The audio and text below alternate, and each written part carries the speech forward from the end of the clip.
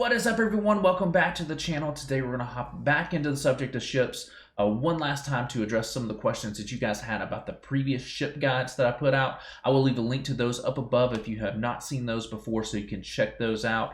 And then also, if you're new to the channel or have been watching for a while, remember to hit that subscribe button for some more content in the future. Now, let's hop over. So the question that many of you guys asked was dealing with the fleet battles themselves. So how to 3-star some of these more difficult missions so you can start simming those and getting the good character shards from here, like Shot T, Infus Nest, and B1 Battle Droid. These are all big characters that you'll need to farm up at some point. And then also like Jolie, if you're going for JKR, you're going to want to have access to be able to farm him from the ship nodes as well. So these start getting more difficult around level 4 here on the tiers, especially by the time you start getting to the hard nodes. Then level 5 normal and hard nodes are both pretty difficult. Now the normal nodes have some of the gear that you're going to need when you start relicking your characters, so it's really important to be able to sim those.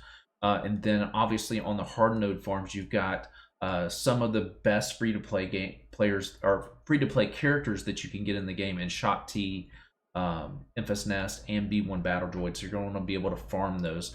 Now, in the previous videos, we went over some teams that I think are really good that you need to focus on to be successful in early game ships, and then also in building teams up to those negotiators, malevolence lineups that are going to be the meta currently right now when it comes to ships. Now, we are getting a lot of new ships into the game. We just had 2 new tanks released, one for Empire and one for the Rebel squadrons as well, which may change up the way that ships go in the future, and it may make those more viable in the early game. I haven't been able to test those, so I can't really give you a lot of advice on if those are going to be really good for 3-star in these. So I want to go over the teams that I know will be successful for that. So let's hop over real quick and look at the Separatist squad. So this is my first recommendation from the previous videos, and with this one I highly recommend going after the 3 Geonosian ships. So those are going to be some of the most important ships that you can get early on in the game.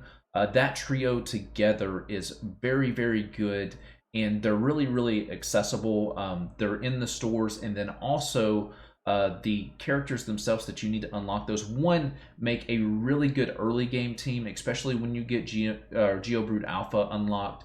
It's a really good GAC team, especially early on in the game, because a lot of people do not have counters to that. So it's worth the investment to go after Geos. It's actually the team that I recommend for the leveling process to go Separatist, is to focus on Geos, because it makes Padme very easy to unlock, and then also you get good ships and you get a great GAC team out of farming Geos.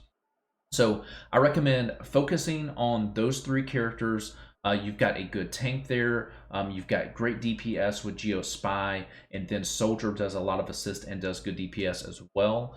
So the thing about this team that's going to really take it to the next level, though, is you're going to have to get that other really solid tank that can really take some damage going forward. Now, Sunfac can definitely take some damage, but I use Sunfac more for the stuns and as a tank to kind of draw off some of the damage that Hyena Bomber is taking in my lineup. Now, as far as the other tanks that you can do, now if you've got Bosk unlocked and you're able to go after Houndstooth, that is still a tremendous tank to go after, and that's really going to help you burn through and 3-star these teams, maybe even easier than Hyena Bomber is, because of the way his kit works. You get more protection up the more hits he gets, so it makes him really hard to go through if you've got that tank geared up well and you've got Bosk geared up well.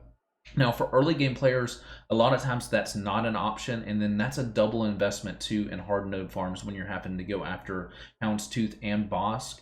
So I kind of recommend going after Hyena Bomber. One, it's a pilotless ship, and then it makes up a big part of the Separatist squad that you will need if you want to go after Malevolence in the future.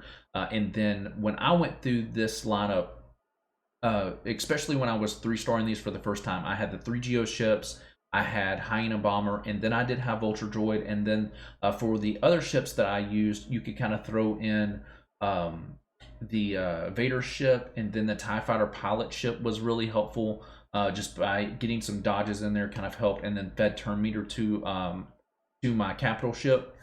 Now, as far as capital ships are concerned, for early players, one of the questions that I had from you guys as well was how to work on the capital ships as far as leveling them up, what teams you should go after. Now, first thing that you need to do is go after Grand Moff Tarkin's ship. One, that's where you get your Zeta materials, but then also out of the 3 starting capital ships, it's going to be the one that is more useful later on in the game. So I recommend going the separatist route. It's going to be able to completely unlock and 3-star those. Now, you're going to have to gear these ships up. It's not going to be a cakewalk. You're going to want to have those around 6 or 7 stars before you start going after those and completing those at 3 stars anyway. And then you're going to want to make an investment in those characters too. You're going to want to 7-star those characters, and then you're going to want to gear those characters up, because gear has a major effect on how successful your ships are. But I don't think you will be disappointed with this investment.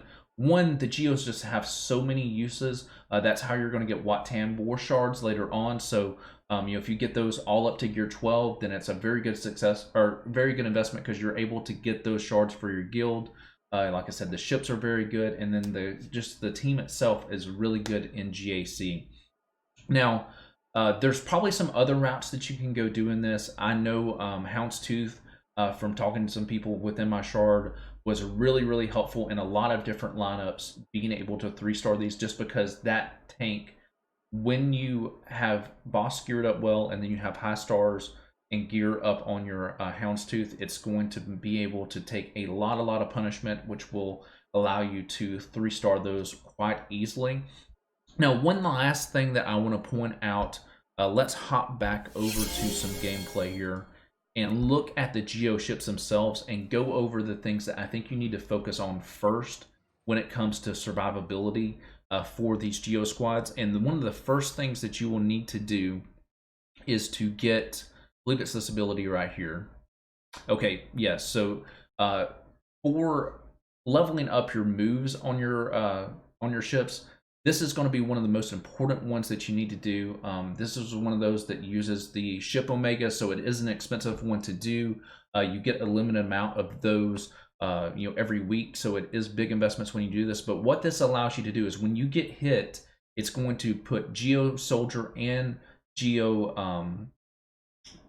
Spy under stealth, which allows your tanks to be soaking up the hits instead of these characters getting hits. It's really, really important. It's really good for your arena for sure, but it also is going to help you 3-star these as well, because it allows your attackers to stay alive longer and let your tanks take up the damage, and then it allows you to be able to use those attackers in return to go ahead and wipe out the opposing team on these things. So I would recommend going that route. That's going to be important. Sunfac also working on his, because his is going to be putting out more avoidance and then just defense as well for the team. So the best thing about this team is they kind of buff and help each other. I would invest in those 3 first, and then Hyena Bomber for sure. And then, just like I said, the higher that you can gear these up, the easier that this is going to be, and that's a solid investment for your ships in the future to build off of as well. So hope this was helpful for you.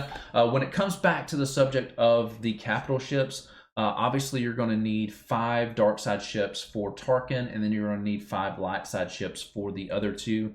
The other 2 are good ships, well, okay ships. Endurance is not very good. Home 1 has its uses. It's definitely a decent ship as well.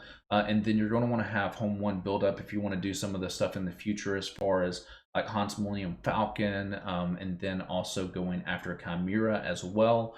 But if you're focusing on that main team to start off with, do endurance first, work through building that up, and then you can work on other ships as well in the future. Like light side ships, you probably can work on some Phoenix ships if you farm the Phoenix squad going through as well. So there's a lot of different things that you can throw onto the light side.